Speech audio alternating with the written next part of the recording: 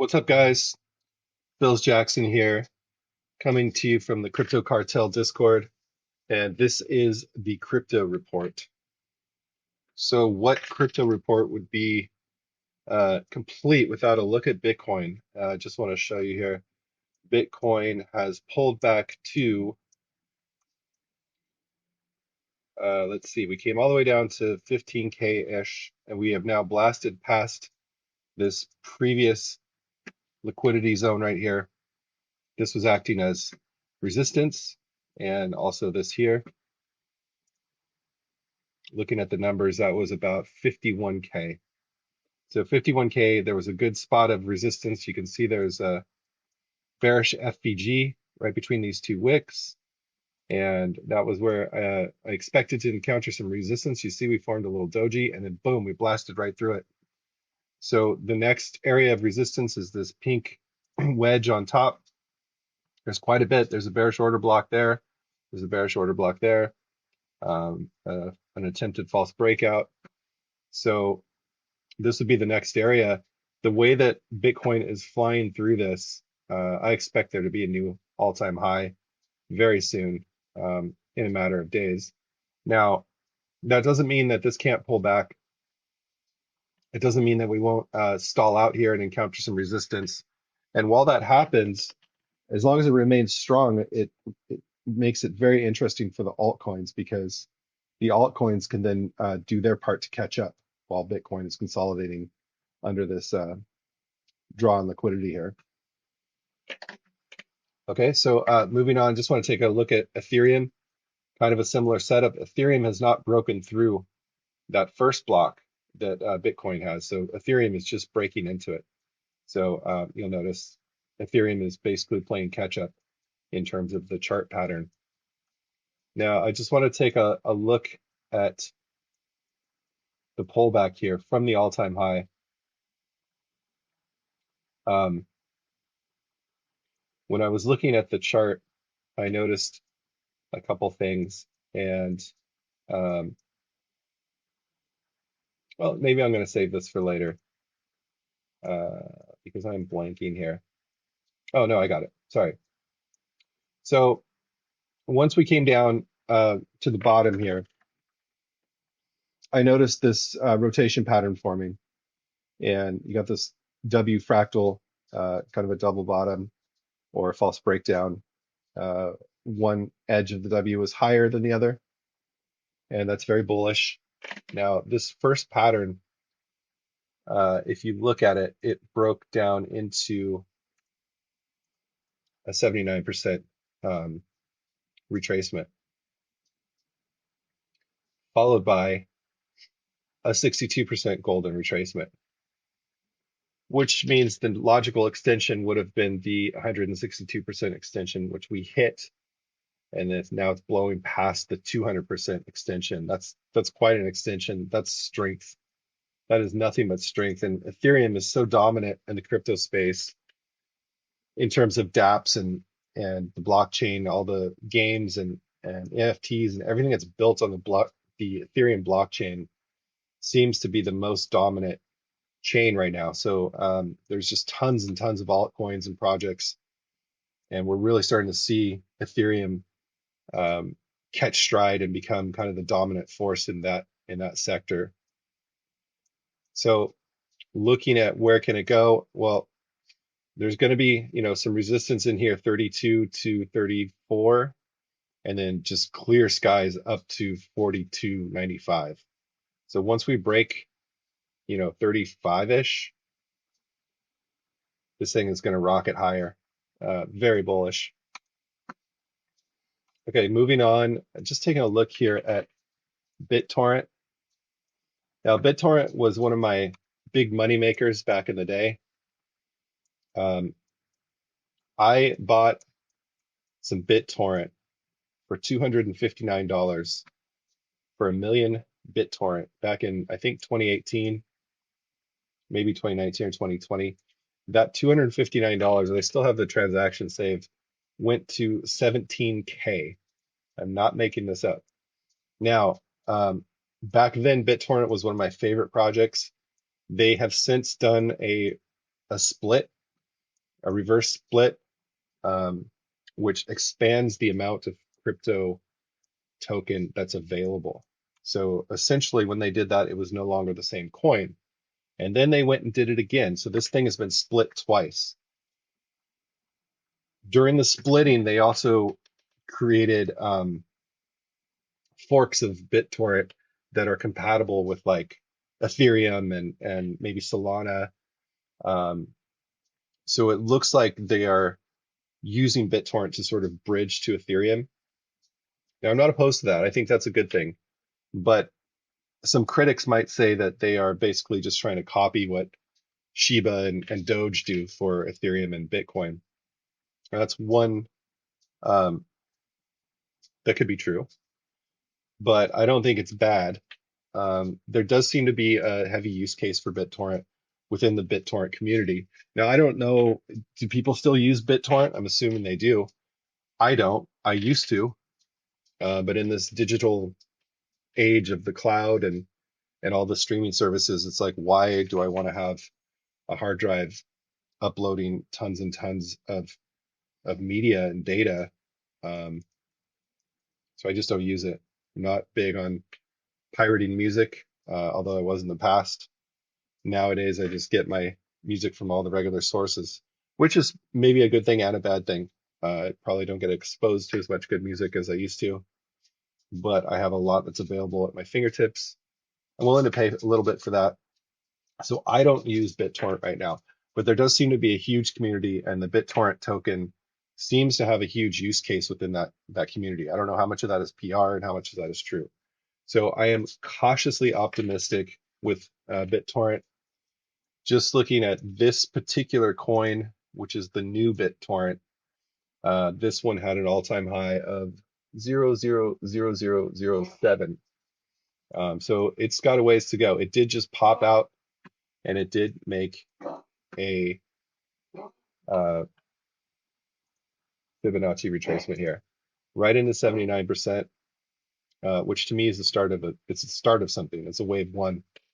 So that should be followed by a 62% pullback, something in here. We'll see. This could actually take off on the strength of this bullish FBG that I have on a different time frame. I believe that's on the daily. So we'll see. We'll see if that takes off. Moving on, my favorite coin to trade, Phantom. I got in Phantom around 0.41.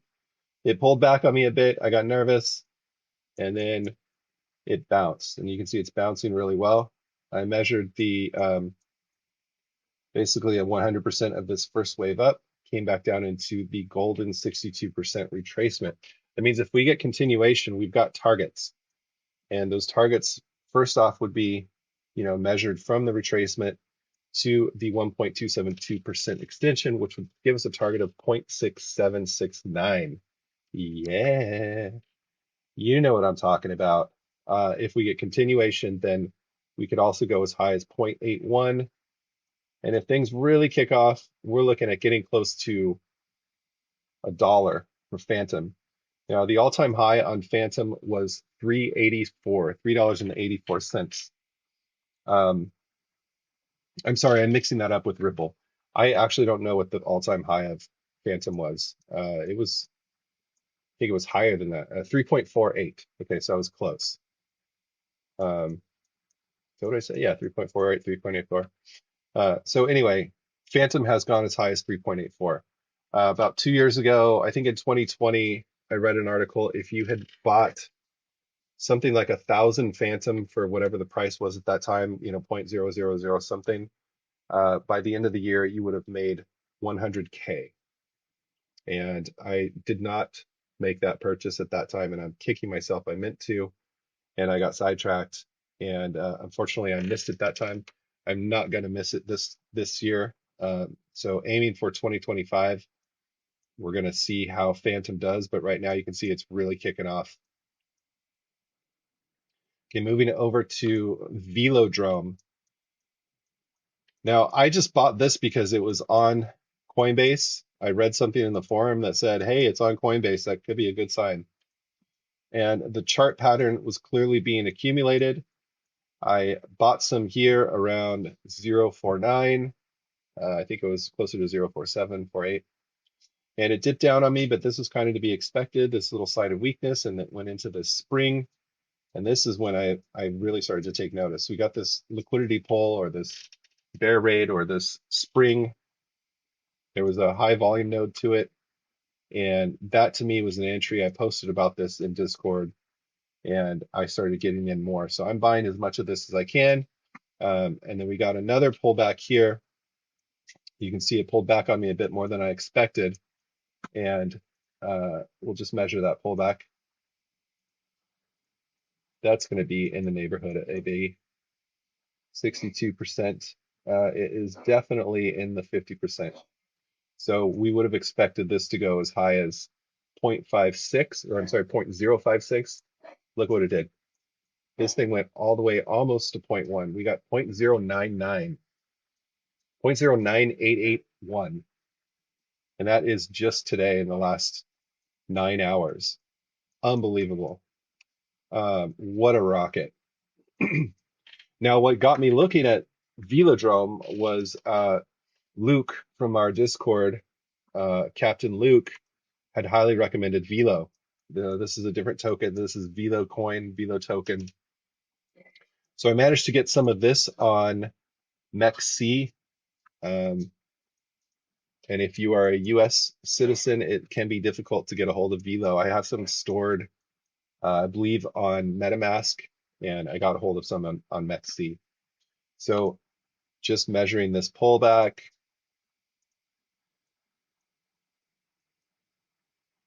that's about equal. So this has yet to take off.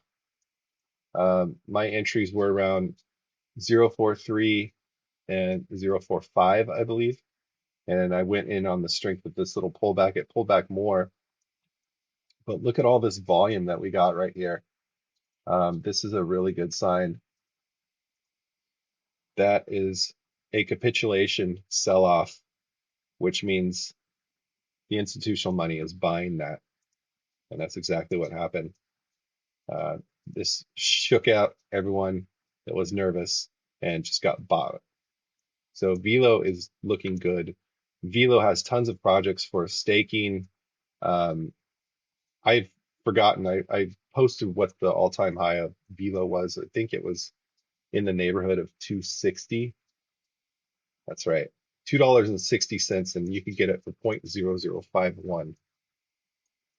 Now, once we get a new all-time high, um, or once the bull cycle starts again, or which it's already started, but once it really kicks into gear, generally speaking, your coin will surpass the previous all-time high. So again, not financial advice. This is purely for entertainment value. And I am not a financial advisor, but I do like to invest in crypto. And in my experience, that's what happens. It will blast past the previous all-time high, which was $2.60. That's pretty cool. So moving over to XRP. Now, I was just posting about XRP the other day, and I was kind of complaining that it wasn't really taking off and doing anything. And look what happened. Boom, we blasted out of the range. Now, this may not be done yet. This does look like a nice, maybe cup handle. It's only about a week old, so this doesn't carry a lot of weight. But there is a nice pullback right here and a breakout. So if we measure that, we can get a sense of what's happening here. My poor pug is coughing in the background. I got to take her to the vet. So yeah, we got a nice 50% pullback, got a double bounce, and this thing blasted out of the range. Now, this could, in fact, come back down inside the range and retest. It could fall underneath and then blast off again. Ripple has yet to do anything, but this is positive. This is, we got a nice breakdown spring here. We got a pullback. This is very positive. So let's hope Ripple can pull it together after the massive interference by the SEC and Mr. Gensler. I'm just going to leave it at that. Um, no, I'm not. So, back in the day, Ripple was my main moneymaker for crypto, and Ripple is what got me into trading in the first place. And every year I would make easily, I don't know, a third or more of my personal income from Ripple up until 2 years ago when the SEC got involved and sued them. And then it just kind of went flat, and it's kind of remained flat, hasn't done much yet. So let's hope that Ripple can get it together. I think they can. It's a great project. They have a lot of great contacts and a lot of use cases already solidified across the world. So they just need acceptance in the US. Let's hope that can happen. Moving on to Doge. I mean, I'm just going to let that speak for itself. Oh, and by the way, have you guys seen this? So when you open up a new page in TradingView with Doge, you get a little dancing Shiba. Watch this. Oh, I guess it only works the first time. Let's see if I close it out. I can get him to come back. Save and close. Save and close. This is just for entertainment here. Let's see if we can get that Shiba to come back out and dance for us. Um, and it got me wondering, is Elon Musk paying for this extra? So anyway, there's a Shiba Inu animation that comes out and dances and prances around. It's very cool. But it got me wondering, who's paying for that? Is that some sort of advertising? Because none of the other cryptos have dancing dogs that come out when you first open up the page. I got into XRP around 0.79 and was, I'm sorry, XRP, got into Doge around 0.79. I was not expecting this to spike all the way up to 10 cents today. 10 cents, unbelievable. That's like 20% plus 20% in a few hours. You can't make that at the bank, folks. No high interest CD is going to give you that much. I'll tell you that. Moving on to Shiba. And let's just look at Shiba on the high. Whoa, my goodness. Look at that blast off. So Shiba has a near-term target of 0.000012. That was the previous high. We have this very obvious pullback, healthy pullback that happened. If I just give that a measure, we got all the way down into 79%. Now this is cool because if you follow Elliott Wave, 79% is the start of a new impulse higher. And it can be quite messy and it can be quite corrective in nature. It's kind of a hybrid between impulse and motive and corrective behaviors in the wave. It should then be followed by um, another wave with a 62% pullback. And I believe that might be what we're seeing right here,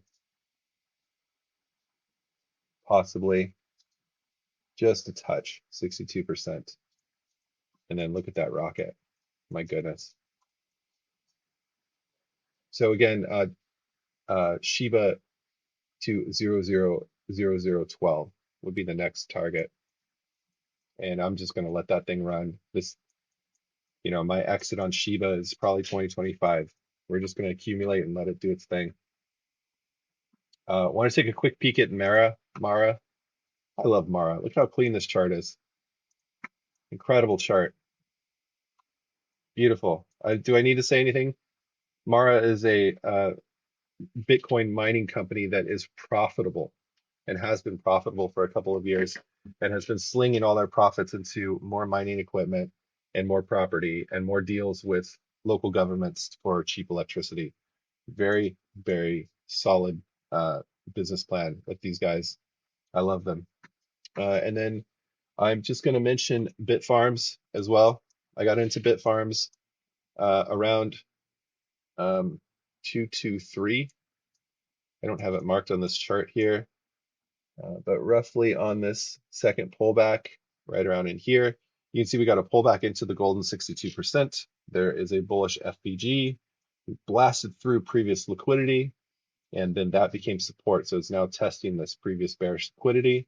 That's to be expected. There is a bullish volume gap, and my targets on this were, I believe, 358 and 428. We hit 358 and then some today. I think it went up to 391, it says. So my next target for this is 428. And again, I'm holding my out time on this is probably 2025. We don't want to sell this. This is like Bitcoin in the pot. Okay. So with that, my pug is bugging me for dinner. She's very hungry. Say hi, pug. All right. You guys have a good week. I will shoot another one of these crypto reports out probably in a week or so. So stay tuned.